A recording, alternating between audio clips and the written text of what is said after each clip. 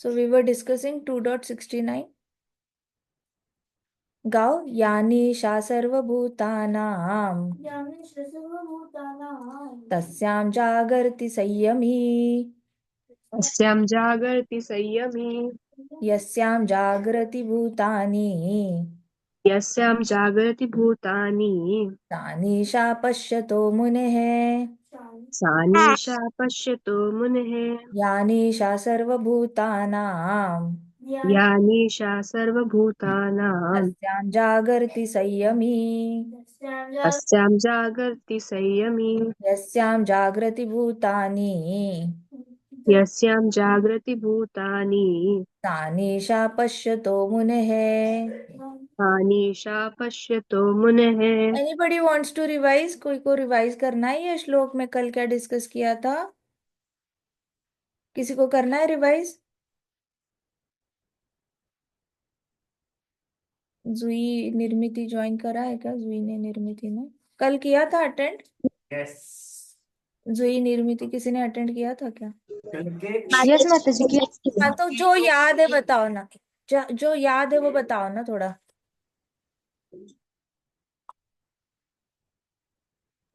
माता जी कल हम लोग डिस्कस कर रहे थे हाँ कि कैसे जो सेल्फ कंट्रोल है या हाँ फिर संयम जो है वो कहीं ना कहीं स्पिरिचुअली ग्रो करने में हेल्प कर सकता है। तो हाँ उसमें हमने देखा था कि एक जो डिवोटी होता है, मतलब जब जितने भी भौतिकवादी लोग होते हैं, जब वो निद्रावस्था में होते हैं या फिर उस वक्त जब वो अस्लीप होते हैं, तो उस वक्त डिवोटी जाग रहे होते हैं। तो उसमें हमने कई सारे एग्जाम्पल्स देखे थे। आपने एग्जाम्पल दिया था एक पेंसिल बॉक्स का। तो हम्म, आपने बताया था कि कई बार हम अगर छोटे होते हैं तो स्कूल में जब हम देखते हैं कि किसी क्लासमेट के पास कोई अच्छा पेंसिल बॉक्स हो, कोई अच्छी पेंसिल हो, कुछ अच्छी स्टेशनरी हो, तो हमारा भी ये मन करता है कि हमें भी ये चाहिए। पर जो डिवोटीज होते हैं वो अवेकन होते हैं और वो इस बात को जानते हैं, वो सेल्फ कंट्रोल रखते हैं और फिर उन्हें मतलब वो इच्छा नहीं रखते, वो ये कहते हुए टाल देते कि उनके पास है वो चीज, तो फिर उन्हें उस चीज की जरूरत नहीं है। तो वो कहीं ना कहीं सेल्फ कंट्रोल रखते हैं अपने ऊपर, हम्म, अपने जीवा के ऊपर, अपनी सारी इंद्रियों के ऊपर वो सेल्फ कंट्रोल रखते हैं।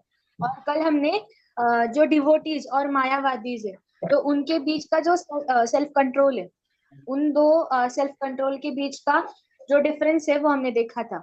हमने देखा था कि जो मायावादीज है, मायावादीज का फॉल डाउन सेल्फ कंट्रोल से इसीलिए हो जाता है क्योंकि उनके पास कोई ऑब्जेक्ट ऑफ लव भी नहीं है कि मतलब जिसके लिए वो सेल्फ कंट्रोल करे। ऐसा कोई एक परफेक्ट गोल नहीं होता उनके उनके पास। तो इसीलिए काफी हद तक उनका जो फॉल डाउन है वो हो जाता है। और जो डिवोटीज होते हैं उनके पास एक ऑब्जेक्ट ऑफ लव होते हैं, कृष्णा उनके मतलब ऑब्जेक्ट होते हैं या फिर कृष्णा उनके टारगेट होते हैं। सो कृष्णा को संतुष्ट करने के लिए वो सेल्फ कंट्रोल कर रहे होते हैं। और माता जी कल के इस श्लोक में हमने वही देखा था कि जो मतलब अ, हम कह सकते हैं कि जो अवेकन स्टेज है एक डिवोटी के लिए, वो कहीं ना कहीं असलीप स्टेज होती है किसी भौतिकवादी के लिए। शाबाश। और जो सेल्फ कंट्रोल्ड होता है वो हम्म, हमेशा अवेकन रहते। और और जो मुनि होते हैं या फिर जो डिवोटीज होते हैं वो कभी भी मतलब अपने इंद्रियों को कॉन्कर नहीं करने देते, मतलब अपने इंद्रियों को ज्यादा ये नहीं होने देते, क्या ओवर कह सकते पावर। हैं, एजिटेट नहीं होने देते। हाँ हाँ हाँ। शाबाश। Very good. और माता हाँ हम बोलो बोलो। ये देखने वाले थे, डिस्कस करने वाले थे। Very good very good. Hari बोल हरी बोल हरी बोल। Very good very nice very nice. आपको you want to add something? मैंने वही बोला था जो बोल अच्छा वही बोलना है। अच्छा ठीक है। सो कल हमने देखा था। पॉइंट है कि हाँ जी। लोगों को अपने आईज ईयर से तो मिसयूज नहीं करना चाहिए। हाँ कल हमने डिस्कस किया था संयम का मतलब होता है कि आपके आईज को मिसयूज मत करो, ईयर्स को मिसयूज मत करो, टंग को सेंसेस ब्रेन को को तो बिल्कुल भी मिसयूज नहीं नहीं करना करना है, ब्रेन को भी मिसयूज नहीं करना है बिल्कुल भी। हाँ और आपने एक एग्जांपल दिया था, जब आपकी इंजीनियरिंग लगी थी तो आपके पापा ने कहा था संयम रखना, और जब जॉब लगी तब भी बोल रहा था संयम रखना, जब आपका बिजनेस शुरू हुआ तब भी आप आपके पापा ने कहा संयम रखना। तो उसके बाद आपने सोचा कि संयम क्या होता है। इसके बाद में आपको भक्ति में पता चला भागवत में। जय क्या बात है वेरी गुड। सो हम आज ये श्लोक में हल्का सा कल का रिवीजन कर देती हूँ, कल बाकी सबको लोगों के लिए भी, कि या निशा सर्वभूतानाम। ये पहली लाइन जो है, ये पहली लाइन में कृष्ण अर्जुन को बोल रहे हैं कि हे अर्जुन, तुम बाकी लोगों की तरह बिहेव मत करो। बाकी लोग जो होते हैं सर्वभूतानाम, मतलब बाकी सारी जीवात्माएं जो है उनके लिए या निशा सर्वभूतानां तस्याम जागृति संयमी। तस्याम जागृति संयमी मतलब एक सेल्फ कंट्रोल्ड जो होता है वो संयम की वजह से जागृत होता है। उसका अवेकनिंग पॉइंट ही होता है जहां पे वो अपने आप पे संयम रखना सीख लेता है। संयम रखना सीखना मतलब क्या होता है, कुछ खाने का ऐसे नॉन प्रसादम खाने का मन कर रहा है तो आप कंट्रोल कर रहे हो, आप कह रहे हो अपने आप को no I will not have non prasadam things, I will have only prasadam. तो ये हो गया आपकी पहली जीत। It is your first win where you decide कि ओके मेरा अवेकनिंग पॉइंट, वाओ आज मैंने स्कूल में मुझे कोई बर्गर दे रहा था, मैंने नहीं खाया, that is my awakening point. मैं यहाँ पे जीत गया कि मैंने अपने टंग पे कंट्रोल किया क्योंकि ये प्रसादम नहीं था। सिमिलरली आपके पास दोस्त आए और वो किसी की बातें कर रहे थे, गप्पे लड़ा रहे थे, मजाक उड़ा रहे थे, लेकिन किसी की बुराई चल रही थी, और तब आपने डिसाइड किया कि आई विल बी मम, आई विल नॉट टॉक, मैं गॉसिप का पार्ट नहीं बनूंगा या नहीं बनूंगी, मैं किसी के पीछे किसी के बारे में बातें नहीं करूंगी, ना मैं दो लोगों की बातें दो लोगों में बात करूंगी। तो ये आपका संयम था। अगेन यू वोन योरसेल्फ, आपने अपने टंग पे जीत पा ली, खाने में जीत पा ली। बात करने में आप साइलेंट हो जाते हो, जब फालतू टॉपिक्स चल रहे होते हैं आप स्माइल देते हो, but you act as a very sober person, you don't participate in फालतू talks and all that. Now that is your संयम, ये आपका जागृत होने का अवेकनिंग पॉइंट है। तो डिवोटीज का अवेकनिंग पॉइंट कहाँ पे होता है, मुने है निशा पाश्यतो मुने है। तो जहां पे डिवोटी जागृत होता है वहां पे भौतिकवादी सो रहा होता है। भौतिकवादी को पता भी नहीं कि वो गॉसिप कर रहा है, किसी के पीछे बातें कर रहा है, और वो नॉन प्रसादम खा रहा है। ये उसकी टंग का वो क्या कर रहा है, वो सोया हुआ इंसान है, वो टंग को यूज तो कर रहा है लेकिन just like a slip man, उसके पास कोई गुण नहीं है, उसके पास कोई ज्ञान नहीं है। लेकिन भक्त के पास ज्ञान है और गुण भी है। ज्ञान होना और गुण होना में दो फर्क है या नहीं है? लोग तो बहुत बड़े पड़े हैं, सबके पास ज्ञान है, गुण है क्या संयम रखने का? बहुत कम लोगों के पास गुण है। तो मुने है वही इंसान होता है जो संयम रख पाता है अपने ऊपर, और उस वक्त जब भौतिकवादी संयम नहीं रख रहा है उसके लिए वो रात है, और जागृति पॉइंट अवेकनिंग पॉइंट हमारे लिए वो सुबह है, जब हम संयम रखना सीख लेते हैं। कुछ बच्चे होते हैं माँ बाप को कहते हैं मम्मा आई वांट पिज्जा, मम्मा कहते हैं नहीं बच्चा राजमा चावल बनाए खा ले खा ले, नहीं नहीं मुझे पिज्जा ही खाना है, ऐसे करके अंदर जाते हैं रूम में और जोर से दरवाजा बंद कर देते हैं कि आप कभी हमारे लिए पिज्जा नहीं बनाते, देखो उसकी मम्मा बर्गर बनाती है, उसकी मम्मा पिज्जा बनाती है, आप नहीं देते। तो हमें याद है 2010 में हम एक जगह पे पोस्टेड थे, तो हमारे नेबर थे, वहां पे उनके बच्चे ऑलमोस्ट 7th 8th में थे, ट्विंस थे, 7th या 8th में थे। तो लड़का लड़की थे, तो उनमें से एक रात पहले वो हमारे जो नेबर थे उन्होंने बहुत अच्छे से राजमा चावल बनाया था घर में। तो उनके बेटी ने जो है वो उन्होंने बहुत जोर से दरवाजा ऐसे मुंह पे मारा था मदर के कि आप हमेशा यही खाना देते हो घर पे बनाया हुआ, आप पिज्जा नहीं बना सकते, बना नहीं सकते तो बाहर से मंगाते क्यों नहीं हो, आप बर्गर नहीं मंगाते। एंड मदर वाज लाइक हम तो आपको हेल्दी खाना देना चाहते हैं, लेकिन उन्होंने बहुत जोर से दरवाजा पटका था। तो दूसरे दिन उन्होंने मुझे बताया था कि मुझे बड़ा बुरा लगा, जिन बच्चों को बचपन से मैंने राजमा चावल खिला के बड़ा किया है वो बच्चे आज मेरे मुंह पे दरवाजा बंद कर रहे हैं, मेरे हाथ के राजमा चावल को बुरा बोल रहे हैं और कह रहे हैं ऐसे। इसका मतलब ये नहीं कि आपने देना नहीं चाहिए, बट द ट्रुथ इज कि बच्चों ने सीखना चाहिए। ये उम्र है जहाँ पे आप संयम सीखते हो। अगर आपका संयम टंग से शुरू होता है, आप कितना भी बोलो पंचेंद्रियों में सबसे ज्यादा स्ट्रॉन्ग टंग होती है, अगर आप खाने पे संयम नहीं रख पाए, आप टेक माय वर्ड आप किसी भी इंद्रिय पे कभी भी संयम नहीं रख सकते। Everything begins from tongue, tongue is the centre of your sense enjoyment. आप जैसे ही ज्यादा से ज्यादा खाना खाने लग जाते हो, जो नॉन प्रसादम चीजें खाने लग जाते हो, तो आपके अंदर लालच बढ़ने लग जाता है, आपके अंदर ईर्ष्या बढ़ने लग जाती है। क्योंकि जिसके हाथ से बना हुआ खा रहे हो वो तो कृष्ण के बारे में नहीं सोच रहा, सॉरी टू से। अगर वो कृष्ण के बारे में नहीं सोच रहा तो उसके अंदर बहुत ज्यादा जलन है, उसके अंदर बहुत ईर्ष्या है, उसके अंदर गुस्सा भी है, उसके अंदर ढेर सारा दर्द भरा पड़ा है। आप उसका सारा फीलिंग लेकर अपने बॉडी में इंस्टॉल कर रहे हो। अब आप चाहे भी तो खुश नहीं रह सकते। आप खुश नहीं रहोगे तो आप आंखों से वीडियोस देखने की कोशिश करोगे, टीवी देखने की कोशिश करोगे, क्यों? खुश नहीं हो। फिर आप स्किन से अलग अलग एंजॉयमेंट करने की कोशिश करोगे, चलो शॉपिंग कर लेते हैं, चलो ये पहन लेते हैं, ये ज्वेलरी पहन लेते हैं, ये कपड़े पहन लेते हैं, ये पहन के अच्छा लगेगा, वो पहन के अच्छा लगेगा। ऐसे करके अंधाधुंध शॉपिंग करने लग जाओगे, तब भी खुशी नहीं मिलेगी, क्यों? क्योंकि टंग खुश नहीं है। टंग को बार बार आप नया नया कुछ देते जा रहे हो, लेकिन अंदर जा क्या रहा है? आत्मग्लानि, ढेर सारा गुस्सा, ढेर सारा दर्द, दूसरे के चिंताएं, दूसरे की डर। जितना भी वो डर रहा है कुक, वो सारा डर आपके अंदर जा रहा है। उसका सारा जितना भी मद है, मद मतलब उसके अंदर जितना भी अहंकार है, घर में झगड़ा करने का उसका जो हैबिट है, सारा आपके अंदर जा रहा है। सो आप नॉन प्रसादम खाते हो तो आपका जो स्वभाव होता है वो इतना खराब बनता जाता है कि आपको खुद समझ में नहीं आता कि मैं ऐसा खराब इंसान क्यों बनता जा रहा हूँ। आपके पास कोई जवाब ही नहीं होता। सब कुछ शुरू होता है संयम से। तो जिस पॉइंट पे एक डिवोटी या फिर जो भी इंसान है, डिवोटी छोड़ो, नॉन डिवोटी भी, जहां पे भी उसने संयम करना सीख लिया अपने ऊपर, वो उसका अवेकनिंग पॉइंट हो जाता है। तो मुनि वो होता है इंसान जहां पे उसका अवेकनिंग पॉइंट शुरू होता है। और वो जहां शुरू हो रहा है अवेकनिंग पॉइंट, वहां पे दूसरे अभी भी सो ही रहे हैं, वो वही कर रहे हैं जो करते आए हैं।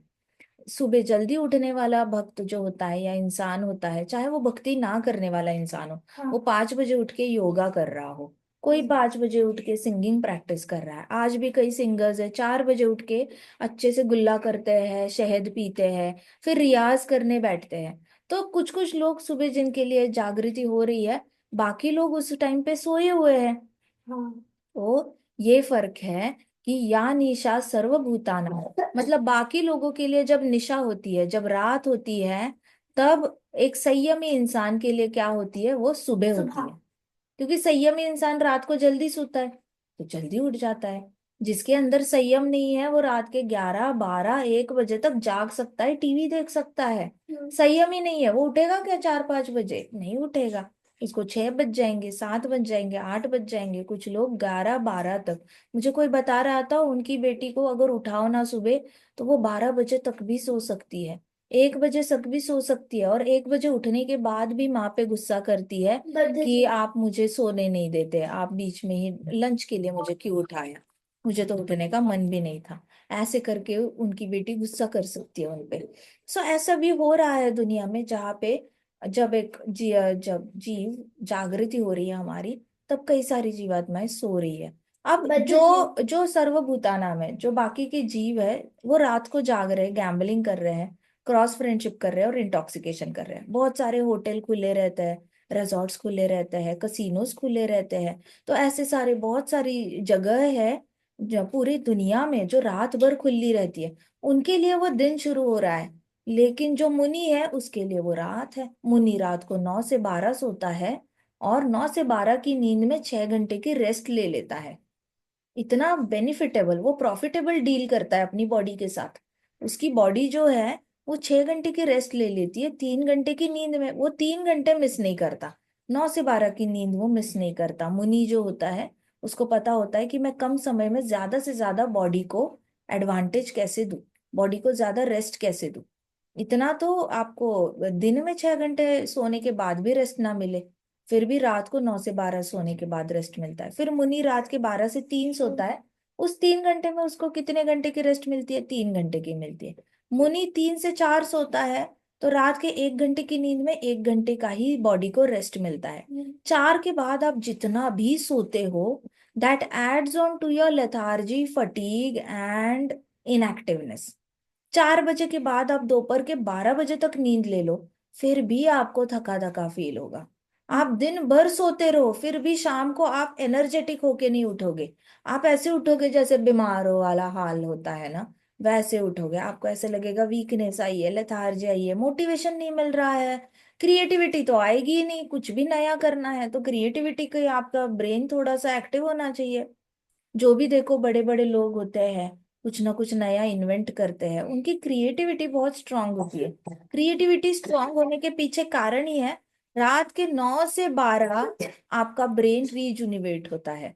रात के 9 से 12 में आपका ब्रेन एक्टिव होता है। रात के 9 से 12 में आपको सारी आइडियाज आपका ब्रेन स्टोर कर लेता है, दूसरे दिन आपको हेल्प करता है क्रिएटिव आइडियाज लाने में। तो जितने भी बड़े बड़े लोग होते हैं उनको ये सीक्रेट्स पता होते हैं, तो वो लोग सब 9 से 12 का हैबिट यूज कर लेते हैं। 12 से 1 हमारे प्रभुपाद थे, 10 से 1 बजे तक सो जाते थे और फिर रात भर भागवतम को ट्रांसक्राइब करते थे। तो प्रभुपाद को ये सीक्रेट पता था।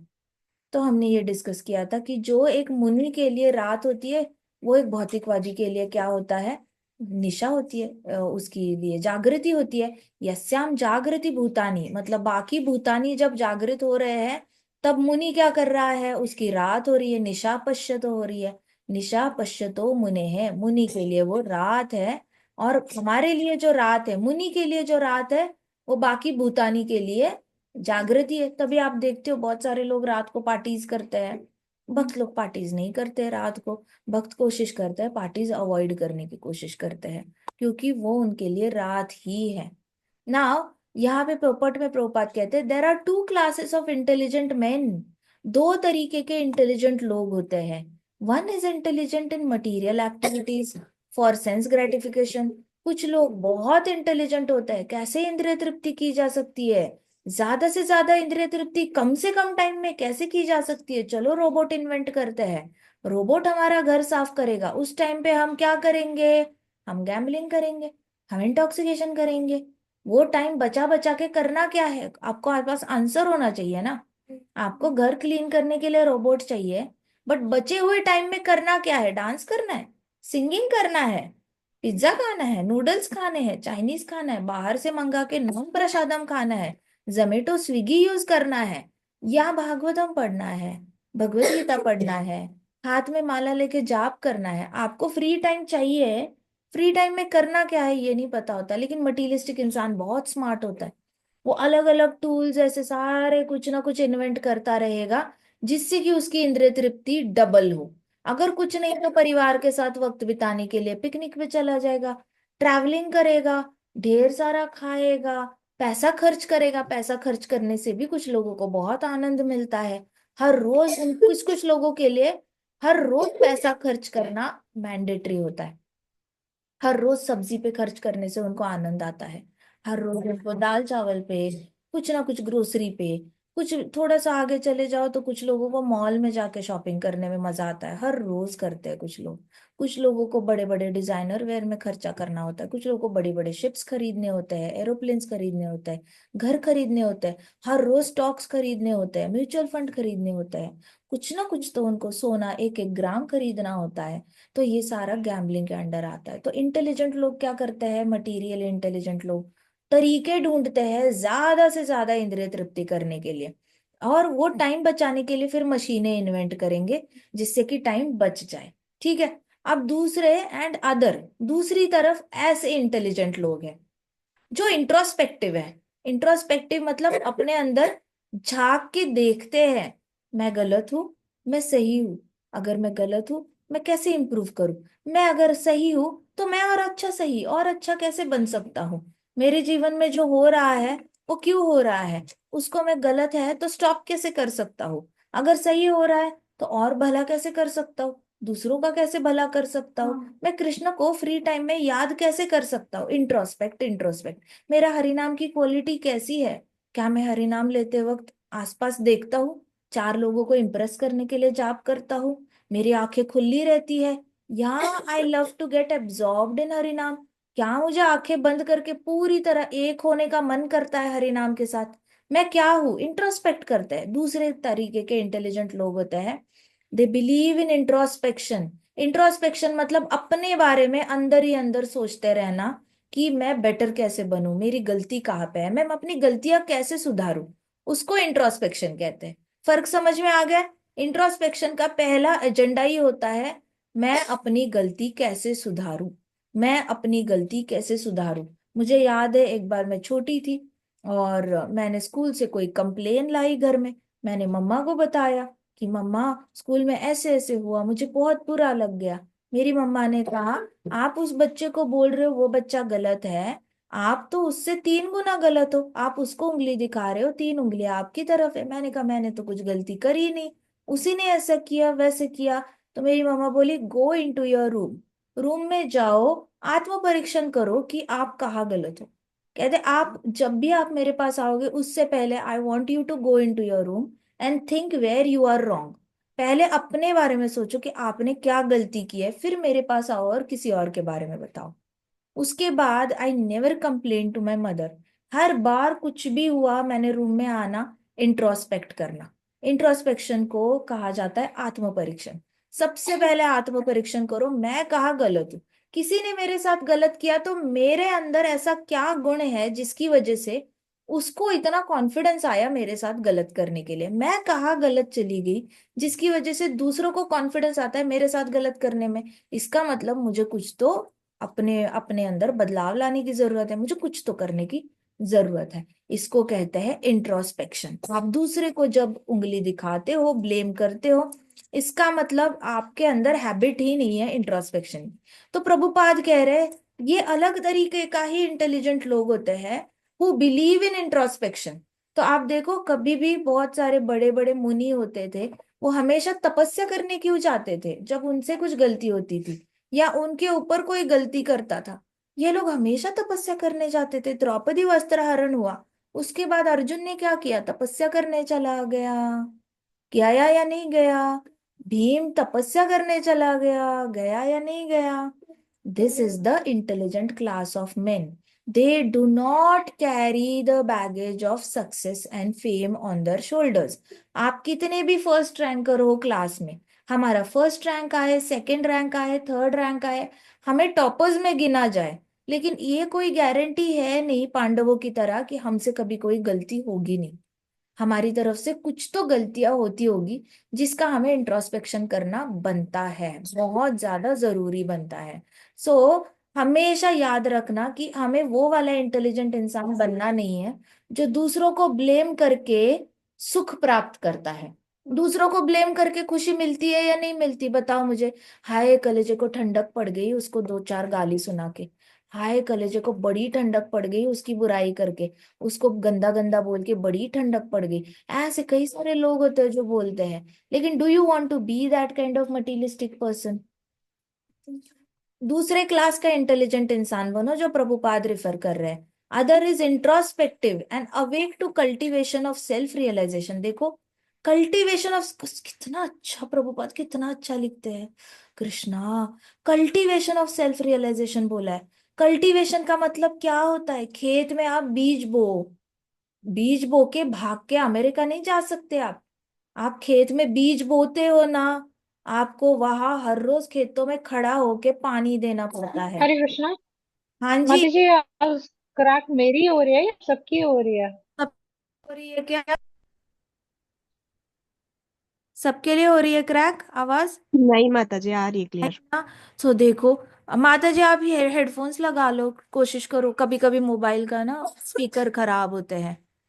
तो मैं आपको बता रही हूँ this this is such a beautiful, Prabhupada ने लिखा है awake to cultivation of self realization. सच्ची बता रही हो, आप छोटे बच्चे हो, आप कल्टीवेट करना सीखो। आपने अभी कल्टीवेट नहीं करना सीखा, आप कभी नहीं सीखोगे। कल्टीवेशन मतलब अपने चरित्र को मेंटेन करना सीखो। एक बार अच्छा बनाते हो ना, मेंटेन करना सीखो। देखो एक किसान होता है, बीज बोता है अपने खेतों में, बीज बोकर वो भाग नहीं जाता मेरा हो गया काम मैं चला, ना ना ना, वो खड़ा होता है, हर रोज पानी देता है खेतों में। पानी देने के बाद हल्का सा थोड़ा थोड़ा क्रॉप ऊपर आता है, ऊपर आने लगता है, वापस खड़ा होता है, बकरी आके खाए ना, फिर खड़ा हो जाएगा वहां पे, फिर देखेगा गाय ना आए, बाहर के कोई बर्ड्स ना आ जाए, पूरा क्रॉप ऊपर आता है तो बर्ड्स को ऊपर के दाने खाने का मन करता है, फिर वो कोशिश करता है कि ये बर्ड्स ना खाए, तो हमेशा रखवाली करेगा, रखवाली करेगा, लेकिन अपने क्रॉप को प्रोटेक्ट करेगा। करता है या नहीं करता, बताओ? बीज बो के भाग गया क्या? इसको कहते हैं कल्टीवेशन। कल्टीवेशन का मतलब होता है स्टार्ट टू एंड, आप उस चीज को छोड़ते नहीं हो। वैसे होता है आपका सेल्फ रियलाइजेशन। आप जो भी सीखते हो अपने जीवन में, जो भी आप हर चीज में कृष्ण का जब आप हाथ देखते हो, सेल्फ रियलाइजेशन। द अलग तरीके का इंटेलिजेंट, ये लोग अलग ही होते हैं, जो हर अपने जीवन में जो भी हो रहा है ना, they think in it terms of Krishna consciousness. हमने अभी ब्रह्मंडल डिस्कस किया। परीक्षित महाराज को जरूरत नहीं थी ये क्वेश्चन पूछने की, लेकिन परीक्षित महाराज ने क्वेश्चन पूछा, और परीक्षित महाराज ने ये सोचा, कृष्णा ने यहाँ पे ये पर्वत कैसे रखा, यहाँ पे ये पेड़ कैसे रखा, कृष्णा ने ये सर्कुलर कैसे बनाया, कृष्णा ने ये 7 ओशंस के बारे में कैसे सोचा, कृष्णा ने 7 ये वाले लैंड्स फॉर्म्स के बारे में कैसे सोचा, कृष्णा ने 7 वाले जो सर्कल थे उसको 7 में डिवाइड करके उसके प्रियव्रत के पोतों को देने के बारे में कैसे सोचा। कृष्णा ने कितना माइन्यूट लेवल पे मैनेजमेंट को अच्छे से डेलीगेट किया है। कृष्णा कितने औसम है। This is cultivation of self realization. सब कुछ thinking in terms of Krishna is self realization. Everything is self realization. तो इंट्रोस्पेक्शन क्या होता है? आप रूम में जाते हो, आपके साथ कुछ गलत होता है, आप रूम में जाके आत्म परीक्षण करते हो, फिर आप सोचते हो कि कृष्णा ने मेरे जीवन में ये क्यों लाया, कृष्णा क्या सिखाना चाहते हैं मुझे, कृष्णा क्या सिखाना चाहते हैं, ऐसा कौन सा लेसन है जो कृष्णा ने मुझे सिखाना चाहते हैं और मैं अभी तक सीखा नहीं हूं। मुझे कृष्णा के पास वापस जाना है तो खरा सोना होकर जाना पड़ेगा। मैं ऐसा फॉल्टी पीस होकर तो नहीं जा सकता जो हमेशा दूसरों को बुरा बोलता है, हमेशा दूसरों को उंगली दिखाता है, लेकिन जिम्मेदारी ही नहीं लेता। क्या ऐसी जीवात्मा बनकर जा सकते हैं क्या हम कृष्णा के पास? जा सकते हैं।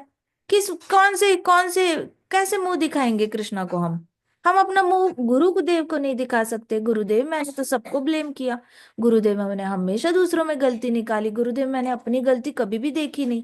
ऐसे कैसे मुंह दिखाएंगे, खड़े कैसे होंगे गुरुदेव के सामने? अगर अपने गुरुदेव के सामने खड़े नहीं हो सकते, कृष्णा के सामने तो भूल जाओ। कृष्णा के साथ सामने तो फॉल्टी पीस होकर जा ही नहीं सकते। कल्टीवेशन ऑफ सेल्फ रियलाइजेशन, आदत डालो, कल्टीवेट करो ये अपने अंदर, चरित्र कल्टीवेट करो। आपका चरित्र और दूसरों के भौतिकवादियों के चरित्र में जमीन आसमान का फर्क होना चाहिए। आपके आसपास के लोग हमेशा ही इसको ब्लेम उसको ब्लेम करेंगे।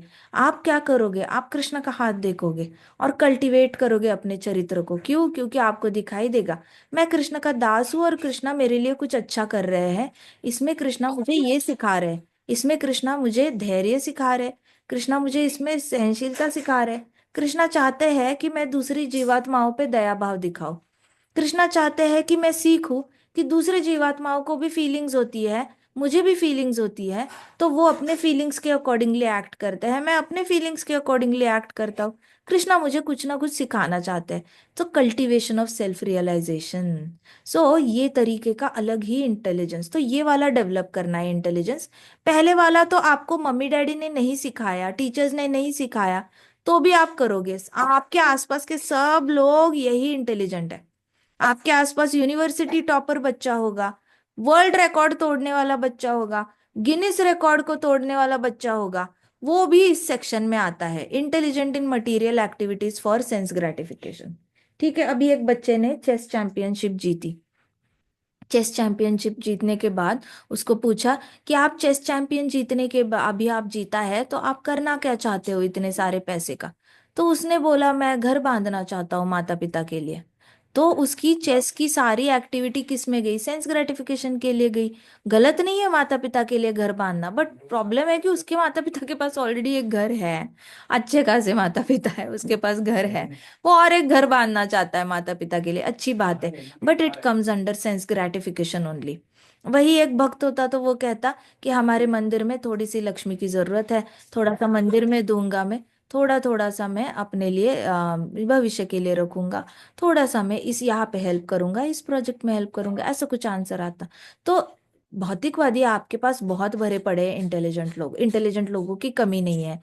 मिलियंस ऑफ गेम्स है, मिलियंस ऑफ आर्ट फॉर्म्स है, मिलियंस ऑफ एकेडमिक सब्जेक्ट्स हैं, और मिलियंस ऑफ बुक्स हर रोज प्रिंट हो रहे हैं। तो जितने भी मिलियंस ऑफ फिलोसोफर्स हैं, मिलियंस ऑफ ऑथर्स हैं, मिलियंस ऑफ मैथमेटिशियंस हैं, मिलियंस ऑफ जोग्राफिक सारे ये हैं, ऐसे बहुत सारे लोग भरे पड़े हैं।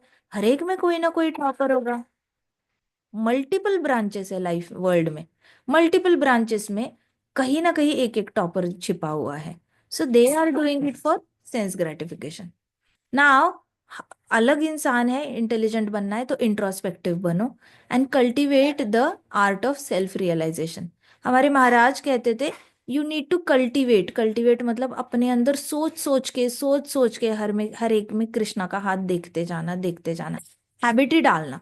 अच्छा हुआ तो भी हैबिट डालो कि कृष्णा ने मेरे साथ अच्छा क्यों किया, मैं तो डिजर्व ही नहीं करता था, मैंने तो इतनी पढ़ाई करी ही नहीं, मैं तो डिजर्व ही नहीं करता, मैं इतनी पढ़ाई नहीं करी, कृष्णा ने इतने अच्छे मार्क्स कैसे दिए। बुरा हुआ तो मैंने बहुत अच्छी पढ़ाई की थी लेकिन कृष्णा ने इतने कम मार्क्स क्यों दिए। सो इस तरीके से cultivate self realization, constantly think in terms of Krishna, think in terms of Krishna. So activities of introspective sage or a thoughtful man are not for persons materially absorbed। देखो, जो भी इंट्रोस्पेक्टिव सेज होता है, मतलब जो भी सोचने वाला ऋषि होता है, वो क्या होता है, वो थॉटफुल होता है, मतलब उसके पास डेप्थ होती है थॉट्स को। आप देखो कुछ कुछ लोगों से मिलो आप,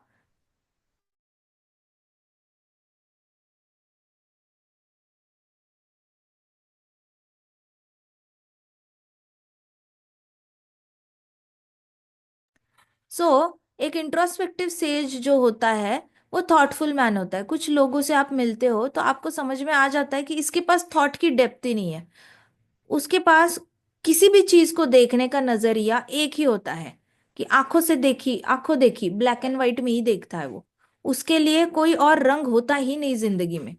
आगे वो जो भी देखता है आंखों से, वो कहता है कि आंखों देखी पे मैं भरोसा करूंगा, मैंने ये देखा, इसमें मुझे ये गलत है, ये सही है, दैट्स ऑल। उसके पास 8 डिमेंशनल व्यू नहीं है। अभी हमने भूमंडल सीख लिया है, आगे से जाके आप कभी नहीं बोल सकते कि जो मैंने आंखों से देखा वही सही है। आपको भूमंडल सिखाया है, आपको टॉप व्यू सिखाया, आपको बॉटम व्यू सिखाया, आपको राइट व्यू सिखाया, लेफ्ट व्यू सिखाया, नॉर्थ ईस्ट व्यू सिखाया, नॉर्थ वेस्ट व्यू सिखाया, साउथ ईस्ट व्यू सिखाया, साउथ वेस्ट व्यू सिखाया। आपने टोटल 8 दिशाओं से पूरी तरह हर फेर से आपने भूमंडल सीखा है या नहीं सीखा? हाँ या ना बताओ मुझे। टॉप से समझ में आया, ब्रह्मा जी के टॉप के यहाँ से भूमंडल, साइड से हाँ सीखा माता जी। है ना? हमने सारे माउंटेन सीखे। तो 8 डिमेंशनल व्यू होता है, हर चीज के लिए 8 डिमेंशनल व्यू होता है। तो जो कम इंटेलिजेंट लोग होते हैं ना, वो आंखों देखी पे भरोसा करते हैं और उनको लगता है कि ये जो फ्लैट 2D जो दिख रहा है वही है। दुर्योधन उसमें से मूर्खों में से एक था, उसके पास थॉट्स को डेप्थ ही नहीं थी। माना कि द्रौपदी हंसी, बाकी भी रानियां हंसी, देख ले जरा, मुंडी घुमा ले, तेरा कजिन भाई बोल रहा है अपनी पत्नी को मत हंसो मत हंसो, तेरा कजिन भाई तेरे बारे में अच्छा सोच रहा है, वो देख ले, थोड़ा सा अपना सेंस ऑफ ह्यूमर बढ़ा। कृष्णा तेरे को चिढ़ाना चाहता है, हंस ले यार, कोई बात नहीं। कोई चिढ़ा रहा है तेरे को, तेरे पास भी टाइम आएगा, तू भी चिढ़ा चिढ़ा के हंस लेना, अपना सेंस ऑफ ह्यूमर बढ़ाओ, बी लिटिल विटी। जरूरत है हमेशा गुस्से में रहने की? सांप की तरह सपोला बन के घूमता है तू। लेफ्ट में देख ले, लोग आए तेरे को बचाने के लिए, थैंक यू बोल, थैंक यू मुझे उठाने के लिए पानी से। पीछे देख ले, ऋषि मुनि देखकर ऐसे कर रहे हैं, हाय हाय हाय बच्चा गिर गया। तेरे से ज्यादा 5 टाइम्स बड़ा उम्र है उनका, वो तेरे को नाते पोती की तरह देख रहे हैं। देख जरा पीछे, ऋषि मुनियों को बुरा लग रहा है तेरे बारे में। तेरे पास एक ही सर है, 2 आंखें हैं, तू एक ही डायरेक्शन में देख के डिसीजन लेगा कि मैंने इस औरत के वस्त्र हरण करना है कोई शर्म, है कोई तेरे पास अकल है किसी बात की? इसको कहते हैं लेस इंटेलिजेंट। एकदम ही नाम के लिए इंटेलिजेंट है, उसको बस हस्तिनापुर का महल चाहिए, अकल का पूरा जीरो है। तो ऐसे लोगों से हमेशा जस्ट ऑब्जर्व करना, लोग कैसे देखते हैं। आपको कोई एक्शन लेने की जरूरत नहीं, बट आपको लोगों को देखने की आदत डालनी चाहिए। अपना थॉट डेप्थ बढ़ाओ, अपनी थॉट डेप्थ देखते हो, ब्रह्मा जी की तरह ऊपर से देखो, वराह अवतार की तरह देखो, फिर नीचे से कुर्मा अवतार की तरह देखो, अनंत शेष की तरह नीचे से देखो, राइट साइड से इंद्र देवता के घर में बैठ के देखो, लेफ्ट साइड से वरुण देवता के घर में बैठ के देखो, हर फेर से देखो, अलग अलग माउंटेन्स पे बैठते देखो, आपको हर चीज का 8 डायमेंशनल व्यू आएगा। लेकिन आपको ये सीखना पड़ेगा, इसको कहेंगे कल्टीवेशन। कल्टीवेशन इसको कहते हैं, चरित्र का कल्टीवेशन। युधिष्ठिर महाराज ने क्यों मना नहीं किया दूत द्यूत खेलने के लिए? उनके पास 8 डायमेंशनल व्यू था, उनको पता था आज अगर मैंने द्यूत खेलने से मना किया तो कल कई सारे राज्य मुझे बुलाने वाले हैं द्यूत खेलने के लिए, मुझे वहां पे भी मना करना पड़ेगा। अगर बाकी राज्यों को मैंने मना किया तो उनके साथ अलायंस कैसे होगा? फिर हमारे पास कोई कारण नहीं बचता to get together and discuss about कि हम दो देश मिलकर आगे कैसे बढ़ सकते हैं।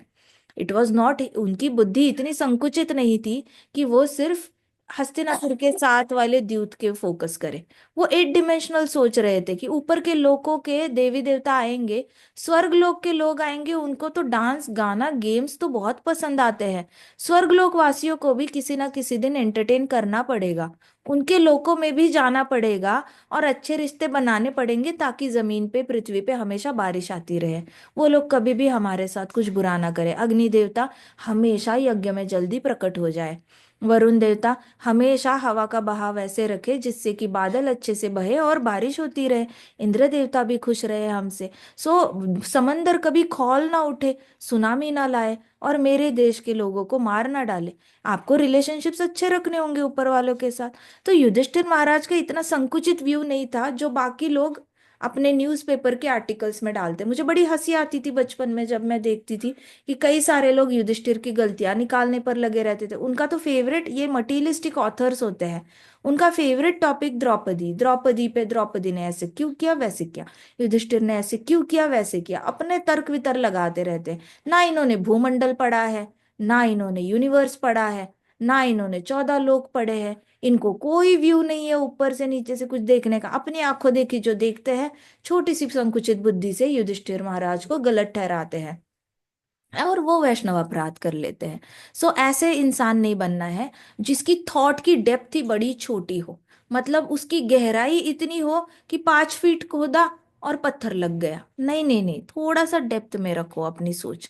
एक्टिविटीज ऑफ इंट्रोस्पेक्टिव सेज और thoughtful man are night for persons materially absorb.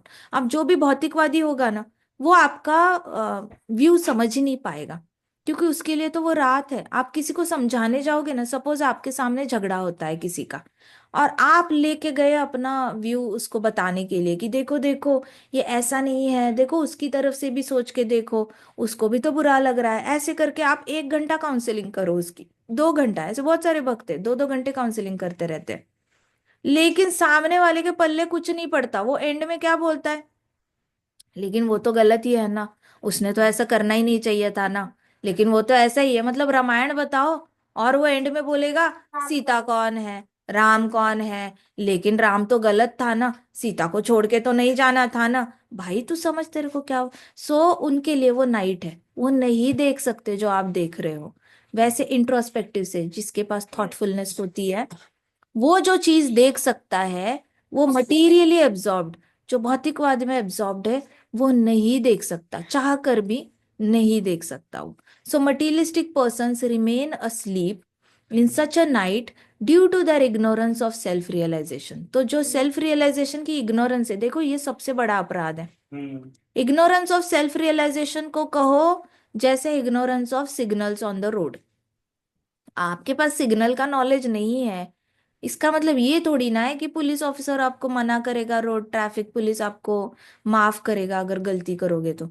Ignorance itself is अपराध, कितना भी कहो आप, अपने आप को अज्ञान में रखना बहुत बड़ा अपराध है। ह्यूमन बॉडी मिलने के बाद आप अपने आप को अज्ञान में रख रहे हो, इससे ज्यादा तो मूर्खता हो ही नहीं सकती, इससे ज्यादा स्टुपिडिटी हो ही नहीं सकती कि आप 84 लाख योनियां घूम के आते हो और फिर आप ह्यूमन बॉडी मिलती है और उस ह्यूमन बॉडी में भी आप डिसाइड करते हो कि मैंने तो ग्रीन सिग्नल का मतलब सीखना ही नहीं है, मैंने तो रेड सिग्नल का मतलब सीखना ही नहीं है, येलो सिग्नल का मतलब सीखना ही नहीं है। अगर सीखा तो मुझे रोड पे रुकना पड़ेगा, अगर मुझे रुकना पड़ा तो मेरी स्पीड रुक जाएगी, मेरी गाड़ी चलाने की एंजॉयमेंट ही चली जाएगी, मुझे क्या मजा आएगा मेरी स्पोर्ट्स कार में। इसलिए मैं सिग्नल सीखना ही नहीं चाहता।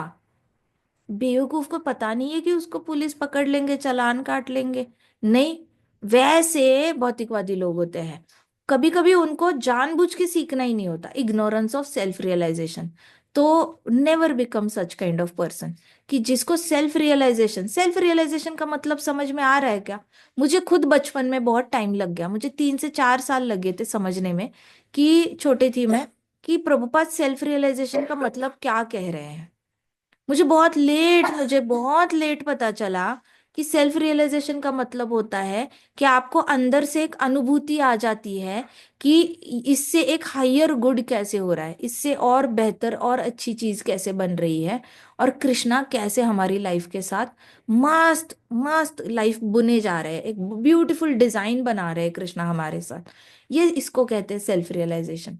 लेकिन मटीरियलिस्टिक इंसान के पास नहीं होता, इसलिए उसको कहा जाता है he remains asleep in such night due to ignorance of self realization. मतलब जहां पे एक मटीरियलिस्टिक इंसान को अपॉर्चुनिटी होती है जागृत होने की, तब वो सोया रहता है। सोचो, एक भौतिकवादी स्विमिंग कंपटीशन में उतरा है, और एक ऐसे मुनि जिसके अंदर संयम है, ऐसा एक इंसान स्विमिंग कंपटीशन में उतरा है।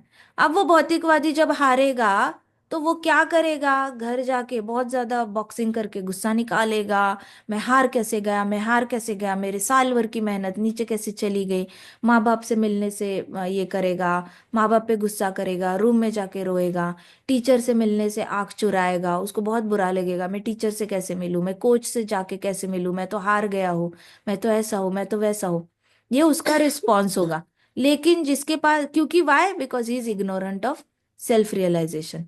लेकिन वही जो इंसान, जिसको पता है, जो इंट्रोस्पेक्टिव सेज है, ठीक है, जिसको आत्म परीक्षण करना आता है, और जो कल्टीवेट कर रहा है सेल्फ रियलाइजेशन, वो क्या करेगा? हारा होगा स्विमिंग कंपटीशन में, वो रूम में जाएगा, बैठेगा और सोचेगा मैं कहाँ कम पड़ गया, मेरी प्रैक्टिस कहाँ कम पड़ गई, अगली बार मैं किस तरीके से अपनी प्रैक्टिस और टेक्निक्स को इम्प्रूव कर सकता हूँ, और अगली कंपटीशन में मैं कैसे बेस्ट कर सकता हूँ। शांति से बैठेगा, टैंट्रम थ्रो नहीं करेगा, आएगा माँ बाप के सामने कॉन्फिडेंस के साथ आएगा, खाना खाएगा, माँ बाप को बोलेगा सॉरी पापा, इस बार मैं फर्स्ट नहीं आ पाया, अगली कंपटीशन में I will give my best.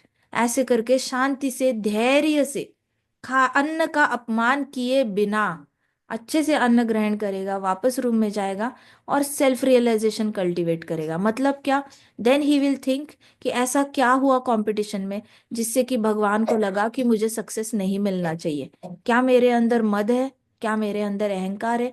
क्या भगवान को ऐसे लगा कि मैं अगर जीत जाऊंगा तो मैं बहुत प्राउड एक्ट करूंगा और दूसरों को नीचा दिखाऊंगा? क्या मेरे अंदर अभी भी am I being rude to some people who are inferior to me? Am I being not humble? क्या मेरे अंदर ह्यूमिलिटी कम पड़ गई, या फिर मैं लोगों का अपमान कर रहा हूँ गलती से भी? ऐसे करके फिर कल्टीवेशन ऑफ सेल्फ रियलाइजेशन करेगा। सोचता रहेगा कि भगवान को क्यों लगा कि I don't deserve success in my swimming competition. क्यों भगवान को ऐसे लगा? क्यों लगा? मैं कहाँ गलत जा रहा हूँ? मैं अपने डेली डीलिंग्स में किसके साथ गलत व्यवहार कर रहा हूँ? किस इंसान का भरोसा मैंने तोड़ा है? किस इंसान को मैंने नीचा दिखाया? क्या मैंने माँ बाप के प्रति डिसोबीडियंस दिखाया? क्या मैंने माँ बाप को रिस्पेक्ट नहीं दी जो देनी चाहिए थी? क्या मैंने अपने कर्तव्य नहीं निभाए? मैंने कहाँ गलत गया मैं अपने डेली लाइफ में, जिसकी वजह से मुझे स्विमिंग कंपटीशन में फर्स्ट रैंक नहीं आया? ऐसे करके सेल्फ रियलाइजेशन को कल्टीवेट करेगा। तो ये होता है इंट्रोस्पेक्टिव सेज। इसका रिस्पॉन्स देखो और पहले वाले का रिस्पॉन्स देखो, फर्क समझ में आ रहा है? अब नेक्स्ट कंपटीशन में जीतने के चांसेस किसके ज्यादा है? मटीरियलिस्टिक की ज्यादा है या इंट्रोस्पेक्टिव इंसान के ज्यादा है? बताओ मुझे, किसके ज्यादा है? इंट्रोस्पेक्टिव इंसान की। शाबाश! We have to become introspective sage. Never consider yourself as a normal human beings. You are Bhagavad Gita students. You are way, way higher than millions and millions of population out there. You all are introspective sages. आप introspection किया इसलिए भगवत गीता तक पहुंच पाए हो। अब थोड़ा और थॉट को डेप्थ देनी है और सोच थोड़ी सी 8 डिमेंशनल करनी है। हमने जो भूमंडल का ज्ञान लिया है उसको हल्के में मत लेना। अब जो आपका थिंकिंग पैटर्न बदल गया है वो वापस आप पुराना, जैसे इलास्टिक एक बार खिंच जाता है, तो वापस ओरिजिनल फॉर्म में नहीं आ पाता, वो थोड़ा सा लूज ही रहेगा। वैसे ही आप अभी आपका कॉन्शियसनेस खिंच गया है भूमंडल के ज्ञान के बाद। अब आप चाहो भी तो पुराने इंसान नहीं बन सकते, आप चाहो भी तो इग्नोरेंट फेक नहीं कर सकते, अपने आप को एज ए इग्नोरेंट डिक्लेयर नहीं कर सकते कि ओ आई एम इग्नोरेंट, मुझे तो समझ में ही नहीं आती बातें। Not possible. आपको हर फेर से 8 दिशाओं से हर बातें सोचने की आपके पास कैपेसिटी आ गई है। You are way intelligent than any other person out there. So the introspective sage remains alert in the night of the materialistic man। जो materialistic man है, जिसके लिए रो रो के उसने अपने जीवन में अंधकार मचा दिया है, जो दूसरे की दया पे जी रहा है, दूसरे के पूरी तरह विक्टिम में बनकर जी रहा है, वो मोमेंट एक इंट्रोस्पेक्टिव सेज के लिए जागृत होने वाला इवेंट होता है, जहां पे वो जागृत होकर ऐसे सोचता है कि वो वापस जाकर अंधेरे में नहीं डूबता। So the sage feels transcendental pleasure in gradual advancement of spiritual culture। तो जो स्पिरिचुअल इंसान होता है, आध्यात्मिक इंसान होता है, उसको अंदर से इतनी खुशी मिलती है जब उसको एक एक रियलाइजेशंस आना शुरू होते हैं, एक एक आंसर हृदय से मिलना शुरू होता है कि मेरे साथ ये ऐसा हुआ, इसकी वजह से हुआ, उसकी वजह से हुआ, ऐसे हुआ। और वो और खुश होता जाता है कि मुझे मेरे भाई के आंसर्स मिल रहे हैं, मुझे सारे जवाब मिल रहे हैं, वो और खुश होता जाता है। Whereas the man in materialistic activities being asleep to self realization dreams of sense pleasure, feeling sometimes happy and sometimes distressed. तो जो ट्रांसेंडेंटल इंसान है वो खुश होता जाता है क्योंकि उसको आत्म परीक्षण से, इंट्रोस्पेक्शन से बहुत कुछ सीखने को मिलता है। लेकिन जो मटीरियलिस्टिक इंसान है वो लेटे लेटे सपने ही देखता रहता है कि मेरे पास एक बड़ी गाड़ी होगी, मेरे पास बड़ा बंगला होगा, मेरे पास एक बड़ी गार्डन होगी, स्विमिंग पूल होगा, ये होगा। लेकिन बेड से उठता है, पढ़ाई के नाम पे ठन ठन गोपाल, मार्क्स के नाम पे ठन ठन गोपाल, कैंपस प्लेसमेंट के नाम पे ठन ठन भोपाल, नो गुड नौकरी, no good business, no profits. तो क्या हो रहा है उसका? उसका तो सोया हुआ है, लेकिन उसको सपने देखना बड़े पसंद है, बड़ी बड़ी बातें फेंकना बहुत पसंद है, इसलिए वो कभी कभी हैप्पी होता है। सपने देखता है तो हैप्पी होता है, जागता है तो डिस्ट्रेस्ड हो जाता है, क्योंकि वो कंटिन्यूअसली सोने का ढोंग कर रहा है। उसको मेहनत ही नहीं करनी है, उसको कुछ भी सेल्फ रियलाइजेशन लाना नहीं है, उसको बस सोना है, सपने देखने हैं और ब्लेम करना है दूसरों को। इंद्रिय तृप्ति चाहिए उसको, इंद्रिय तृप्ति चाहिए कि ओ मैं एग्जाम में फेल हुआ क्योंकि वो प्रोफेसर ने ऐसे कर दिया, मैं एग्जाम में फेल हुआ क्योंकि कॉलेज के 4 दोस्त आए और उन्होंने मेरा प्रोजेक्ट खराब कर दिया, मैं एग्जाम में फेल हुआ क्योंकि हमारा पेपर लीक हो गया। ऐसे करके वो कुछ ना कुछ नए नए रीजन देगा, लेकिन वो जिम्मेदारी नहीं लेगा कि भाई मैं भी सोया था, मैंने करनी चाहिए थी 18 घंटा पढ़ाई, लेकिन मैंने 2-3 घंटे करके टरका दी पढ़ाई, मैंने मकरागिरी की बेसिकली। वो जिम्मेदारी नहीं लेता, तो वो ड्रीम तो करता है, लेकिन ड्रीम्स को फुलफिल करने के लिए इंट्रोस्पेक्शन नहीं करता कि मैं कहाँ गलत जा रहा हूँ। आई बात समझ में? जिम्मेदारी लेने का मतलब ही होता है इंट्रोस्पेक्शन करना, थॉटफुल बनना, और फिर पूरी तरह आपको 8 डिमेंशनल व्यू आना। अंडरस्टूड? जिम्मेदारी का मतलब क्या होता है? इंट्रोस्पेक्ट करना, क्या मैं अपनी जिम्मेदारियां निभा रहा हूं? M I trustworthy, M I trustworthy, M I trustworthy? पूछो ना अपने आप को क्वेश्चन। आपको अगर स्कूल में किसी ने कंपटीशन में सिलेक्ट किया, मान लो आप रनिंग में बहुत अच्छे हो, अब आपने कंपटीशन में आपको सिलेक्ट किया है रनिंग के लिए, लेकिन आप पैरों का ख्याल ही नहीं रखते, आप कंपटीशन में हो फिर भी घर आके आप कुछ ना कुछ खेलने के लिए चले जाते हो, ज्यादा खेलते हो और ज्यादा अपने टांगों को थका देते हो। दूसरे दिन कंपटीशन है फिर भी मसल्स को रिलैक्स नहीं करते। दूसरे दिन आप अब ब्लू हाउस में हो या येलो हाउस में हो, ग्रीन हाउस में हो या रेड हाउस में हो, जिस भी हाउस में हो आप अपने हाउस को हरा देते हो बाय कमिंग सेकंड और third, by not taking care of your legs. तो इसका मतलब आप जिम्मेदार हो या गैर जिम्मेदार हो? गैर जिम्मेदार, इररिस्पॉन्सिबल। क्यों? क्योंकि आपने इंट्रोस्पेक्ट करने की कोशिश ही नहीं की कि मुझे घर जाके रेस्ट करना चाहिए, कल मैंने अपने हाउस को जिताना है। तो am I trustworthy? No. No. You are not trustworthy. आगे से आपका हाउस कैप्टन आप पे भरोसा नहीं कर पाएगा, आपके हाउस के जो इंचार्ज है टीचर वो आप पे भरोसा नहीं कर पाएंगे। इस साल क्या, अगले साल भी नहीं कर पाएंगे, 2-3 साल भी नहीं कर पाएंगे, कभी नहीं कर पाएंगे, क्योंकि आपने तो पूरे हाउस का भरोसा ही तोड़ दिया। तो अपने आप को पूछना है, इंट्रोस्पेक्टिव सेज अपने आप को पूछता है, M I trustworthy, M I trustworthy. जब लोग मुझ पे भरोसा दिखाते हैं, क्या मैं उस भरोसे के लिए खड़ा उतरता हूँ? क्या मैं अपने कर्तव्य शुरुआत से एंड तक पूरी तरह अटेंशन से करता हूं या नहीं करता? क्या मैं शुरुआत में बहुत एनर्जी दिखाता हूँ, ये ही मैं कर लूंगा, और एंड में आते आते मेरी बैटरी ऐसे डिस्चार्ज होती है मानो कि मतलब डेड मोबाइल हो मेरा, मुंह पे 12 बज गए। मुंह पे 12 बज जाते हैं, और आपको कुछ नहीं परफॉर्म करना आता, ना स्टेज पे परफॉर्म करना आता है, ना ग्राउंड पे परफॉर्म करना आता है। Now that is lack of introspection. Introspection करते रहना है, थॉटफुल बनना है, ऐसे गैर जिम्मेदार नहीं बनना है। सो फीलिंग, ऐसा इंसान जो होता है वो बस सपने देखता है, जो इंट्रोस्पेक्शन नहीं करता। ऐसा इंटेलिजेंट इंसान सपने देखता है, कभी कभी हैप्पी होता है, कभी कभी डिस्ट्रेस होता है, मतलब कभी कभी जीतता है कॉम्पिटिशन, हाफ द टाइम हारता रहता है। The introspective man is always indifferent, is always indifferent to materialistic happiness and distress. अभी देखो, जो इंट्रोस्पेक्टिव सेज है, जो अंदर से इंट्रोस्पेक्शन कर रहा है, वो सुख में भी वैसे ही रहता है जैसे दुख में रहता है, as if there is no expression on his face at all. House जीत गया, पता था, मैंने अपने मसल्स इसीलिए सेव करके रखे थे। हाउस हार गया, किसी और ने अपने मसल सेव नहीं किए, रीले में स्लो दौड़ा। हाउस हार गया, still he will be study. House जीत गया, फिर भी वो भी स्टडी। वो बिल्कुल उससे ये नहीं होता, क्योंकि और भी उसके ज्यादा पास ही पड़ेगा। उसके पास सोच आ जाती है ना, उसके पास सोचने की क्षमता आ जाती है। इंट्रोस्पेक्शन का मतलब क्या है? आप सोच सकते हो। जिसके पास इंट्रोस्पेक्शन की क्षमता नहीं है, वो जाके क्या करेगा? सोचने की ब्लेम बात करेगा। है। हमारे स्कूल में एक डांस कंपटीशन हुआ था, हम छोटे थे तब, और उस डांस कंपटीशन में हमारा हाउस हार गया। तो जैसे ही वापस आए, देखा तो सारे 8 के 8 लोग झगड़ा कर रहे थे, तेरी वजह से हारा, तेरी वजह से हारा, तेरी वजह से हारा। इंट्रोस्पेक्शन ही नहीं था, राइट? लेकिन इंट्रोस्पेक्शन वाला क्या सोचेगा?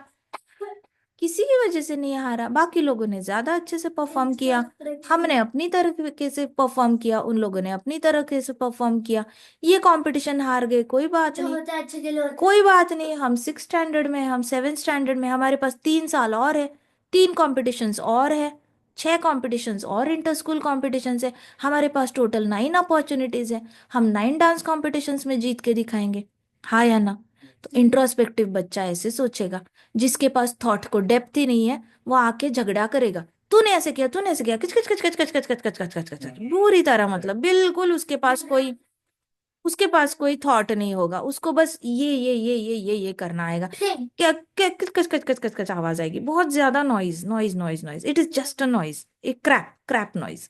सो इंट्रोस्पेक्टिव जो नहीं होता, वो हमेशा झगड़े के लिए तैयार रहता है, तत्पर रहता है।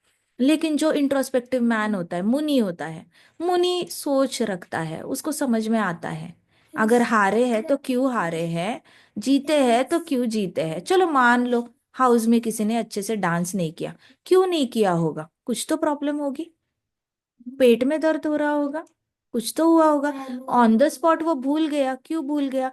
चलो उसने प्रैक्टिस नहीं करी होगी, अगली बार से ज्यादा कर लेगा, कोई बात नहीं, लाइफ खत्म थोड़ी ना हो रही है, राइट? इंट्रोस्पेक्टिव होता है जो सब ओर से सोच पाता है, सिर्फ अपने बारे में नहीं सोचता, वो दूसरों के बारे में भी सोचता है। He gives benefit of doubt, क्या कहते हैं इसको? Benefit of doubt. वो बेनिफिट ऑफ डाउट देता है कि उसकी तरफ से अगर परफॉर्मेंस नहीं हो रही है, कुछ तो कारण रहा होगा, उसकी वजह से वो रिश्ते तोड़ता नहीं, रिश्ते खराब नहीं करता, ब्लेम नहीं करता, और बहुत अच्छा इंसान बनता है। सो मुनि होता है, introspective man is indifferent to happiness and distress, उसको नहीं फर्क पड़ता। अंदर फर्क पड़ता है तो भी सोचता है कि आगे जाकर मैं कैसे जीतूं, ठीक है? So he goes on with his self realisation activities undisturbed by material reactions. तो वो अपना सेल्फ रियलाइजेशन ना, प्रोसेस चलता रहता है। सो ये आपके अंदर ना हमेशा प्रोसेस ऑन रखना। आपके पास हर रोज 1-2 चीजें तो आती ही आती है लाइफ में सीखने वाली, एक दो तीन ऐसे कई सारी चीजें आपकी जिंदगी में आएंगी जो आपको हमेशा कुछ ना कुछ सेल्फ रियलाइजेशन देती रहेगी। सोचने की क्षमता रखना, ढंग से सोचना, ठीक है? दूसरों को बुरा नहीं बोलना, दूसरों को बुरा बोल के शॉर्टकट मत मारना सोच में। ये शॉर्टकट मारना हुआ, चल उसकी गलती है छोड़ दो। आपने जो शॉर्टकट ही मार लिया ना सोच में, डेप्थ का है थॉट को, प्रॉब्लम तो सॉल्व करने के बारे में सोचा ही नहीं है आपने। आपने तो बस दूसरे के ऊपर पासिंग द पार्सल करके छोड़ दिया। आपका कहाँ भला हुआ उसमें? ठीक है, तो समझ में आ रहा है कि आपको ये पॉट समझ में आ गया प्रभुपाद का? Shall we wrap up everybody? Bhagavad Gita की जय, श्रील प्रभुपाद की जय, श्री श्री राधा श्याम सुंदर की जय, श्री श्री कृष्ण बलराम की जय, वृंदावन धाम की जय, समस्त भक्त वृंद की जय। हरे कृष्णा कृष्णा कृष्णा हरे हरे, हरे राम राम राम हरे हरे। हरे कृष्णा महासंकीर्तन यज्ञ की जय। जय। माता जी। हाँ हरे जी, कृष्णा माता जी, हरे दंडवत प्रणाम। कृष्णा, दंडवत प्रणाम।